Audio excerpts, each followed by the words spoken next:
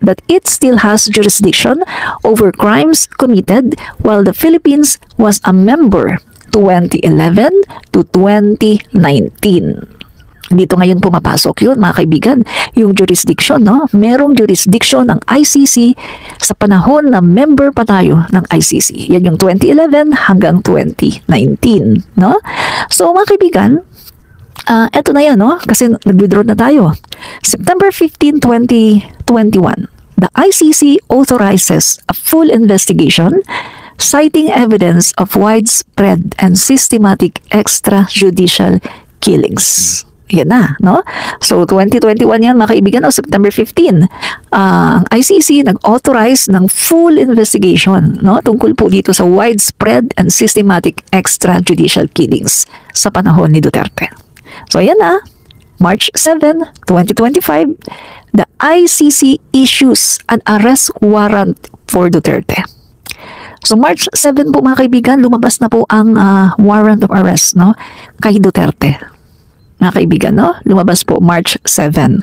At nung March 11, 2025, eto na, Duterte was arrested at naiya and later transferred to The Hague for trial. So, eto yung mga kaibigan, no? These are the key facts to know. So, kita natin, wala pong kinalaman ang gobyerno. Wala pong kinalaman si PBBM. Diba? Walang kinalaman si PBBM dito. Ito po, ang kaso ni Duterte, 2017 pa, sinampa. Diba? So, ito na po yung mga key facts to know. Who filed the case? Sino po ang nag-file ng case? The case against Duterte was not filed by the Philippine government. It was filed by families of drug war victims and human rights groups seeking justice. Number 2, does the ICC have jurisdiction? May jurisdiction ba ang ICC? Ang sagot, yes. The Philippines was a member of the ICC from 2011 to 2019, and the crimes happened during this period. The ICC retains jurisdiction over cases that began before the withdrawal. Diba? Ano pa? Is this illegal detention? Illegal detention daw ba? Kasi may nagtatanong illegal detention ba yon? Ang sagot? Or is it state kidnapping? Kasi di ba kiniklaim ni na Duterte, ni na Kitty, na ito daw ay kidnapping. So, illegal detention ba yan? State kidnapping ba yan? Ang sagot? No. No. The ICC issued a legal arrest warrant. No? So, legal po yung warrant. And Duterte was transferred in accordance with the international law and Interpol protocols. Even the Philippine Supreme Court ruled in 2021 that the country must cooperate with ICC cases initiated before 2019. So, mga kaibigan, nakita nyo ha, merong jurisdiction. And even ang Supreme Court mismo ang nagsabi na merong jurisdiction ang ICC. No? So, ano pa? What is the evidence against Duterte? Ano nga bang ebidensya against kay Duterte? Sabi dito, Duterte himself admitted multiple times that he encouraged killings and even participated in them. Statements like, my only sin is extrajudicial killings and kill them all are on record. His own words are now being used as evidence against him. Sabi pa dito, what happens next? Duterte will face trial at The Hague, where he will have the chance to defend himself. This is not political persecution. It is a legal process seeking justice for thousands of victims. Let's not allow misinformation to poison our minds. Justice must be based on facts. No? Not emotions, not propaganda, but facts. So mga kaibigan, yan po Hindi po tayo magbabase sa emosyon. na katulad ng mga ginagawa ng mga DDS ngayon na nagpapaawa. Posting pictures of DDS na umiiyak, nagpapaawa. Posting videos na kung saan pinapakita nila na mukhang kawawa si Duterte, na nalalabag daw ang karapatan ni Duterte, na hindi daw siya binigyan ng due process. Well, in fact, ang katotohanan, binigay po kay Duterte ang lahat ng karapatan at lahat ng due process. Ang sabi nga ng isang pamilya ng biktima ng EJK, mabuti nga yung tatay nyo, sinabihan sina Kitty ha, mabuti nga yung tatay nyo inaresto. Mabuti nga yung tatay nyo binasahan ng Miranda rights. Yung tatay namin, diretso eh. Yung tatay daw nila, diretso. Walang basa-basa ng Miranda rights, walang pag-aresto, diretso lang. So kita natin mga kababayan, mayroong kasalanan si Duterte. Ang kasalanan dapat pagbayaran. Balibaliktarin ba natin yung sitwasyon? Ang kasalanan ay kasalanan, dapat panagutan. Kaya nga tayo may batas. May batas tayo. Kung may makita kayong adik, pakulong nyo. Mag-case build up kayo. Ngayon kung user yan, lagay nyo sa rehab. Ipa-rehab. Malay mo magbago pa yan. Malay mo pagdating ng araw, maging presidente yan ng Pilipinas. Kasi di ba palagi niyong sinasabi kay PBBM na bangag, pero presidente ng Pilipinas. Very ironic, no? Bangag daw si PBBM. Pero 1981, wala ng kidney si PBBM dahil ibinigay na ni PBBM ang kanyang kidney kay President Marcos Sr. Nag-undergo si PBBM sa major operation ng kidney transplant para sa kanyang tatay. Very ironic na yung taong iisa lang ang kidney, inaakusahan nila na nagko-cocaine. Which is, hindi po pwede yun. Kasi, kung magko-cocaine si PBBM, since 1981, malamang hindi na siya umabot ng 20,000. Hindi na siya umabot. Kahit malamang mga 20,000 malamang tsugi na siya. Hindi na siya abot ng 2025. Diba? Kaya very ironic eh, yung mga fake news nitong mga DDS na nagko-cocaine daw si PBBM. Sabi niya utal-utal daw si PBBM. Alam mo ba kung bakit utal-utal si PBBM? Tagalog eh. Nagtatry talaga siya ng Tagalog. Utal-utal siya. Napansin mo ba magtagalog si PBBM? Minsan may mga maling salita. Kasi hindi naman siya sanay magtagalog eh. Sa bahay nila, English ang kanilang first language. English sila, hindi sila nagtatagalog. Si PBBM, lumaki, English speaking. 10 taon siya sa London. Nag-aral siya doon. English. Nung nandito naman siya sa Pilipinas, English language pa rin. Kaya tingnan niyo pag nagsalita siya ng Tagalog, may mga sabit. Kasi nga, sanay sa Tagalog. Pero yung tatay niyo, mapa-Bisaya, mapa-English, mapa-Tagalog, talagang ang hina ng proseso ng utak.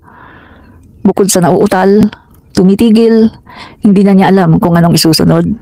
Ang bagal magsalita kasi mabagal ang process ng utak. Epekto yan ng matagal na paggamit ng fentanyl at ng Mary Jane. Diba? At inamin din ng tatay niyo na sa kanyang kabataan, siya ay nagko-cocaine. So hindi natin alam kung kahit ngayong matanda na siya, hindi natin alam kung nagko-cocaine pa rin siya.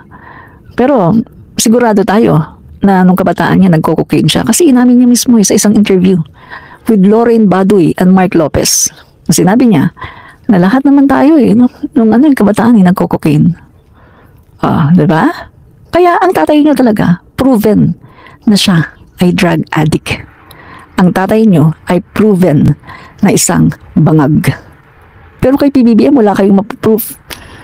Kasi 1981 nga wala na siyang kidney. Binigay na niya sa tatay niya. Diba? Kaya nakakaawa ang mga DDS.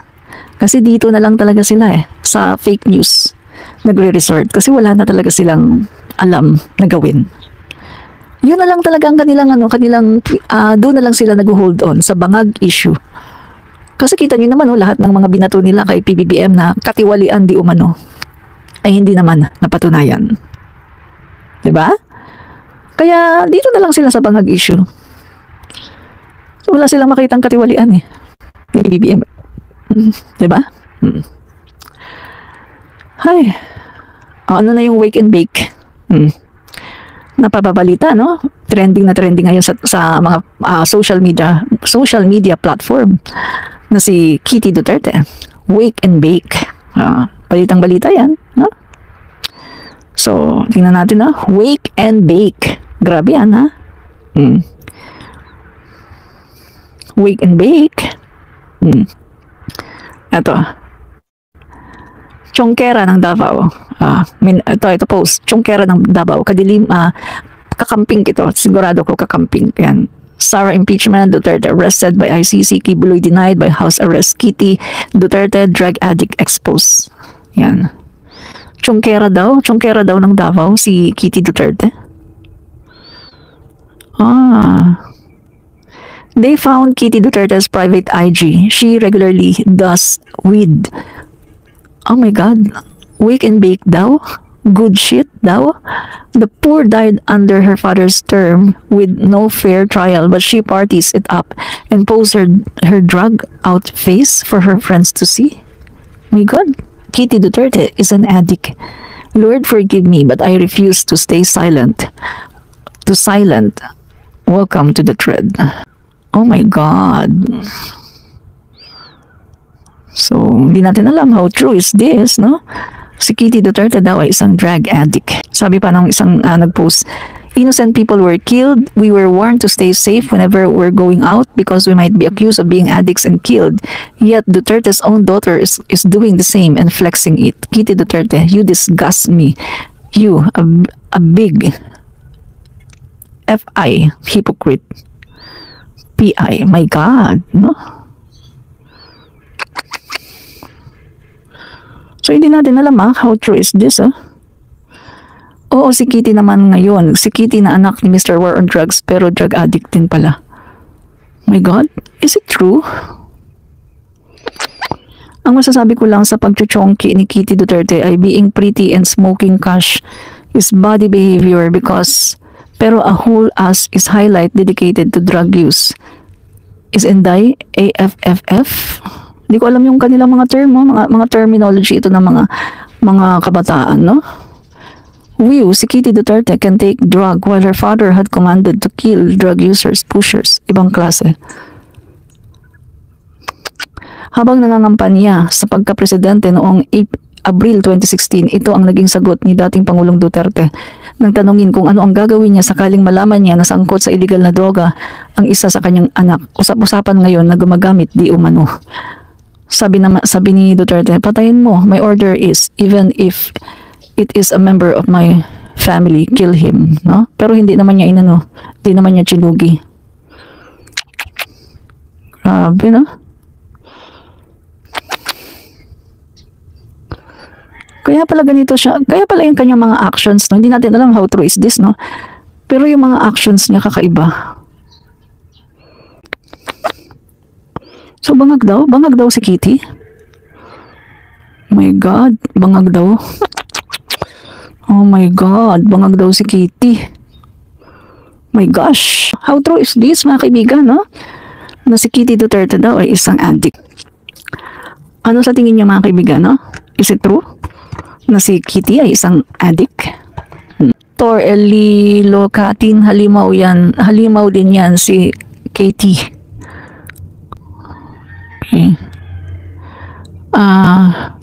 Yonora Madugay, totoo po yan, ang tatay hay ang anak sabog. Okay. Levi Labaw, iyak mga DDS, iyak mga dutae. Yan, okay, so alam nyo kasi ganito yan, no? No matter what you say and do, PBBM is the President of the Philippines. Alam nyo, mas madali kayo makaka-move on kung meron kayong realization ng katotohanan. Katotohanan na ang Pangulo ng Pilipinas ay si PBBM at hindi si Duterte. 6 years is only 6 years. Very short. Napaka-short lang ng 6 years pero hindi nyo kayang antayin. Control your greed. Yan ang masasabi ko ha. Control your greed. Kontrolin nyo muna ang inyong greed. Yung inyong pagiging greedy, yung inyong pagiging hungry for power, kontrolin nyo muna. Control your greed. Control your emotion. No? Mas madali kayong makaka-move on kung makokontrol ninyo ang inyong emosyon. No? At saka magkaroon kayo ng realization. Iba na ang Pangulo, hindi na ang tatay nyo. No? 6 na taon lang to. 6 na taon lang, hindi 20 years. Napakabilis ng 6 na taon. Diba? At ito pa ha, dapat nga, diba? Dapat nga, kayo ay magpasalamat, no? Kasi nabago ang Pangulo, no, ng Pilipinas. Hindi na si Duterte. Kasi kung nagtuloy-tuloy na si Duterte ang Pangulo ng Pilipinas, kawawa ang Pilipinas. Mahuhulog tayo tuloy-tuloy sa Kumunoy. Diba? Yan. Tuloy-tuloy ang pagkahulog natin sa Kumunoy. Diba? Okay.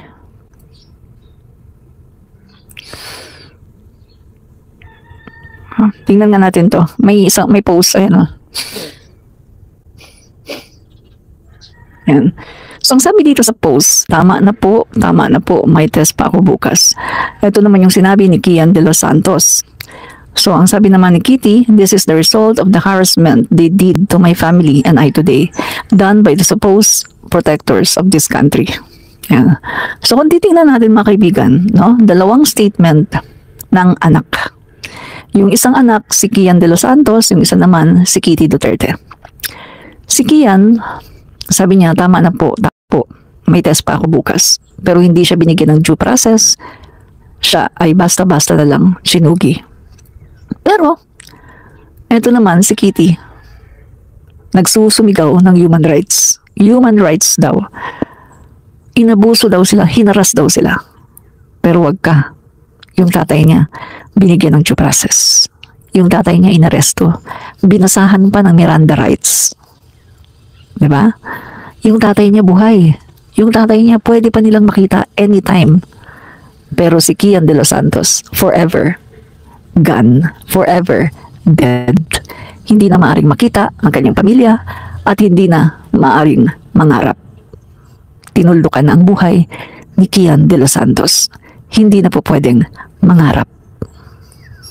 O, diba? Kaya, yan masasabi ko mga kaibigan, no? Sabi ni Bella Gray, pusher yung si Kian. Ha ha ha. Alam mo, napag-alaman nga, no, na si Kian de los Santos ay wala talagang involvement. 17 years old, grade 11. Walang involvement sa droga. Katulad na lang ng 3 years old na namatay. Yung 3 years old, ang pinakabata na nabiktima ng AJK. Yun ba, pusher ba yun? Hindi. Yung mga bata na nabiktima, aside from the 3 years old, pusher ba yun? Hindi. Hindi sila pusher. Pero chinugi sila. Mga bata. 3 years old, 7 years old, 9 years old, 12 years old. Mga bata. Pero chinugi sila. Diba? Mga bata. Nawala na sila ng pangarap dahil chinugi sila. Alam mo, totoo yung sinabi ng yung isang political analyst na hanggat hindi ikaw ang nabibiktima ng EJK, hindi mo maiintindihan. Yung may mga nagko-comment ngayon, hindi nila naiintindihan, mga DDS. Pero wag ka. Tanungin kita, kung anak mo yung 3 years old na napatay sa EJK, okay lang ba sa'yo? Sagot ka ngayon, sumagot ka.